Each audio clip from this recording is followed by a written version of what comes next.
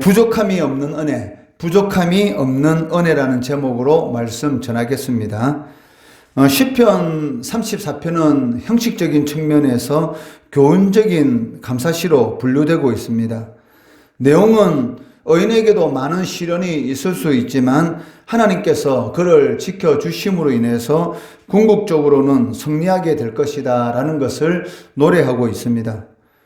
시편 34편의 역사적인 이 배경은 이 제목에 나타나 있는 것처럼 다윗이 아비멜렉 앞에서 미친 채 하다가 쫓겨나서 지은 시다라고 기록하고 있습니다. 이는 사무엘상 21장에 기록된 내용인데 이 다윗이 이 사울 왕의 위협을 피해서 가드 왕 아기스에게로 피신하게 됩니다. 그렇지만 그의 신하들이 이 사울의 죽인 자는 천천히요 다윗은 만만이다라는 그런 노래를 듣지 못하였느냐라고 아기스 왕에게 구함으로 인해서 이 왕이 다윗을 경계하게 되고 다윗은 그 자신의 신변이 위험에 처한 것을 깨닫고 그 앞에서 이 미친 채 함으로 인해서 그 위기를 벗어나게 되었던 것입니다. 이러한 이 절체절명의 그러한 위기 상황 가운데서 그 하나님께서 자신을 구원해 주신 그 구원의 하나님에 대해서 여호와의 이름을 높이며 노래하자라고 이렇게 찬양하며 하나님을 높이는 것을 볼 수가 있습니다. 그 3절 말씀해 보시면 나와 함께 여호와를 강대하시다 하며 함께 그의 이름을 높이세라고 말씀하고 있습니다. 이처럼 다윗이 여호와의 이름을 높이고자 하는 그 이유가 무엇입니까? 세 가지로 살펴볼 수가 있는데 그 첫째는 그 부르짖음은 들으시고 모든 환난에서 구원해 주시기 때문이다라고 말씀하고 있습니다. 6절 말씀해 보시면 이 공고한 자가 부르짖음에 여호와께서 들으시고 그의 모든 환난에서 구원하셨도다라고 말씀합니다. 여기 공고한 자다라는 이 말은 그 주님을 찾는 이 겸손한 자를 의미하고 있습니다. 잠언 3장 34절 말씀해 보시면 진실로 그는 거만한 자를 비우셨으며 겸손한 자에게 은혜를 베푸시나니라고 말씀하고 있습니다. 그 하나님께서는 누구에게 은혜를 베푸십니까? 그 겸손한 자, 즉 주님을 찾는 자, 주님을 찾는다는 것은 그 자신의 힘으로는 할 수 있는 것이 없다는 그러한 믿음의 고백입니다. 우리가 할 수 없는 일들이 너무나 많기 때문에 이처럼 이 새벽 미명에 주의 전에 나와서 하나님 앞에 기도하고 있지 않습니까? 기도한다는 것은 내가 할 수 없다는 것이고 하나님께서만이 나의 모든 문제를 해결해 줄 수 있는 분이시다라는 그러한 그 하나님을 의지하는 이 믿음의 그런 모습이 바로 이 기도인 것이죠. 그렇기 때문에 하나님께서는 이 겸손한 자가 환난 가운데서 이 부르짖으면 반드시 응답하여 주신다라고 시편 기자는 이 고백하고 있다는 것입니다. 여호와를 높여야 할 이 두 번째 이유는 여호와께서는 자신을 경외하는 자에게 부족함이 없도록 해주시기 때문이다라고 말씀하고 있습니다. 9절 말씀해 보시면 너희 성도들아 여호와를 경외하라. 그를 경외하는 자에게는 부족함이 없도다라고 말씀하고 있습니다. 여기 부족함이 없다라는 이 말은 물질적으로 부족함이 없다라는 그런 그 의미도 가지고 있지만 이 바울의 고백처럼 이 자족의 은혜를 의미하고 있습니다. 어떤 상황 가운데 있을지라도 스스로 만족할 수 있는 그런 은혜를 하나님께서 주신다. 즉 여호와를 경외하는 자들에게는 그런 은혜를 베풀어 주신다라고 말씀하고 있습니다. 사실 인간의 욕심은 이 블랙홀과 같다라고 말을 할 수가 있습니다. 블랙홀을 채울 수 있는 것은 없습니다. 끝없이 빨아들이고 있지만 채워지지 않는 것, 그것이 바로 이 블랙홀이다라고 말을 할 수가 있는데 그렇지만 이 하나님의 은혜가 임하면 그 도저히 채워질 수 없는 그런 인간의 이런 욕심이 메꿀 수가 있다는 것입니다. 이를 다윗은 시편 23편에서 여호와는 나의 목자시니 내게 부족함이 없으리로다 라고 고백하고 있다는 것이죠. 인간의 욕심은 이 블랙홀처럼 끝이 없기 때문에 도저히 이 외적인 것, 이 세상에 있는 것으로는 그 인간의 욕심을 채울 수가 없는 것이죠. 아무리 많이 가지고 있다 할지라도 그것을 부족하게 여기는 것이 바로 인간의 욕심입니다. 그렇기 때문에 외적으로는 그 무엇으로도 부족함을 메꿀 수는 없지만 하나님의 은혜가 임하면 그것이 가능하다는 것이죠. 그렇기 때문에 다윗은 하나님이 내 인생의 주인이 되시니 나의 목자가 되시니까 자신이 이 부족함이 없는 그러한 이 은혜를 누렸다라고 고백하는 것을 볼 수가 있다는 것이죠. 다윗은 이 많은 그 고난의 시간을 보내었습니다. 그러나 이 다윗에게 임한 그 하나님의 은혜가 무엇이었습니까? 이 고난이 같지 않았다는 것입니다. 많은 고난이 자신의 삶 가운데 임하였지만 그러한 고난들이 이 고난 같지 않았다. 그러한 고백이 자신이 부족함이 없었다라고 고백하고 있다는 것입니다. 이 고난이 같지 않는 그 이유가 무엇입니까? 바로 모든 고난 가운데서 하나님께서 함께 하셨기 때문이죠. 우리가 잘 알다시피 요셉이 노예로 이 보디발 집에 팔렸는데도 불구하고 성경은 요셉의 그 시간, 즉 노예의 시간에 대해서 뭐라고 말을 하고 있습니까? 형통하였다라고 이렇게 말을 하고 있습니다. 그 이유가 무엇이냐면 하나님께서 요셉과 함께 하심으로 형통하였더라. 억울한 누명을 쓰고 감옥에 갇혔는데 성경은 무엇이라고 기록하고 있습니까? 요셉과 하나님이 함께 하심으로 형통하였더라. 어떻게 감옥에 갇힌 것이 형통할 수가 있습니까? 그렇지만 하나님이 함께 하시니까, 그러니까 하나님이 함께 하시면 어떤 상황 가운데 있을지라도 그것은 이 형통의 삶이 될 수가 있다라는 것을 우리들에게 잘 보여주고 있다는 것이죠. 다윗의 인생도 마찬가지였습니다. 그 10년이라는 그런 오랜 기간 동안 이 사울의 왕으로부터 이 목숨의 위협을 받는 그 사망의 음침한 골짜기의 길을 걸어가는 그런 상황 가운데 있었지만 그런 고난이 아니었던 것이죠. 왜? 하나님이 함께 하시니까. 그러니까 실질적으로 이 고난은 맞습니다.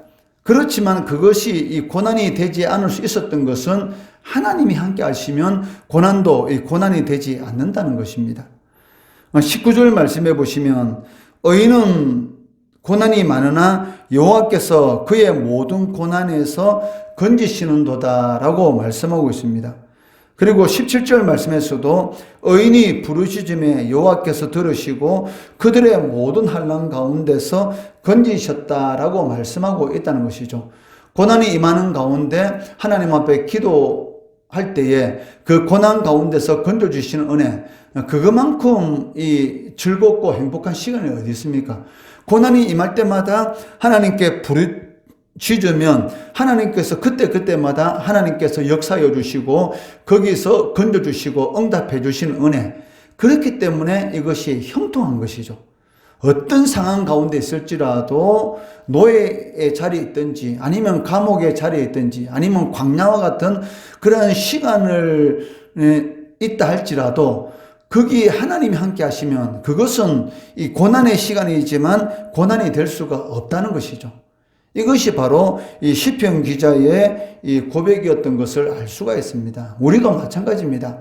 아무리 외적인 환경이 좋다 할지라도 하나님이 함께 하시 않으면 그것은 이 고난의 시간입니다. 왜? 마음이 항상 공고하다는 것이죠. 그렇지만 아무리 그 환경이, 외적인 환경이 이 고난의 그러한 환경이다 할지라도 하나님이 함께 하시면 그 시간은 이 고난의 시간이 아닌 것이죠. 왜? 하나님께서 그 가운데서 건져주시는 그런 응답하시는 은혜를 끝없이 경험하기 때문인 것입니다.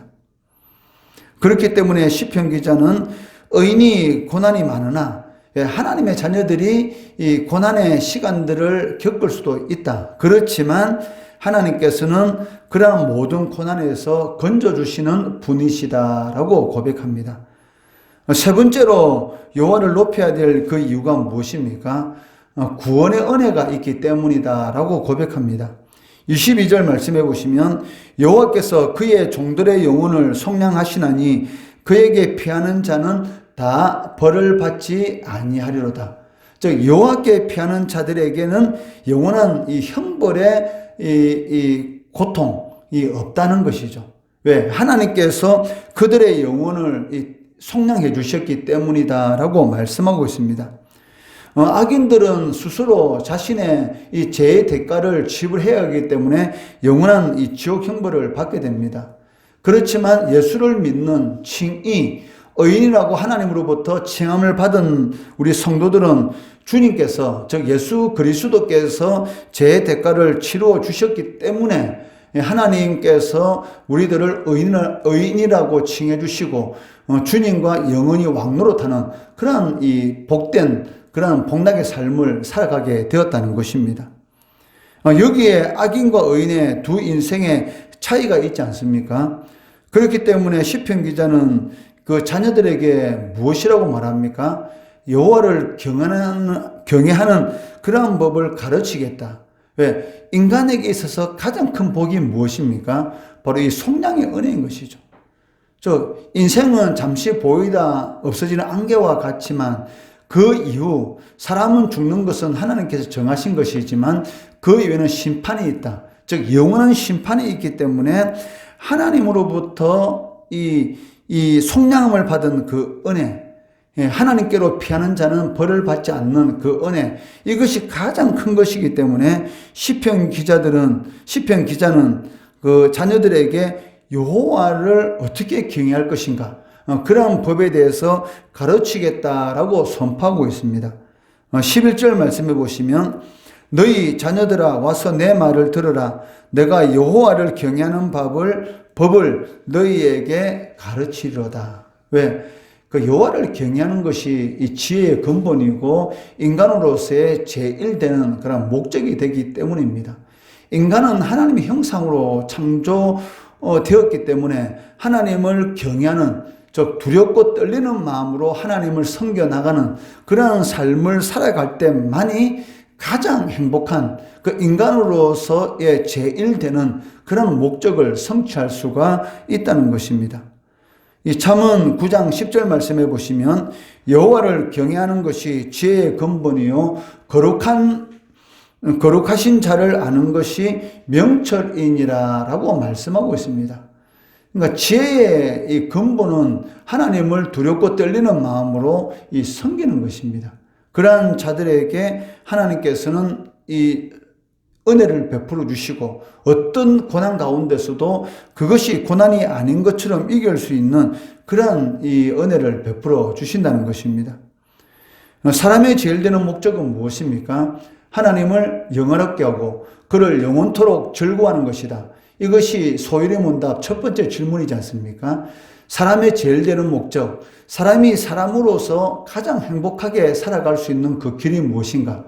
바로 하나님을 영화롭게 하고 하나님을 영원토록 즐거워하는 것.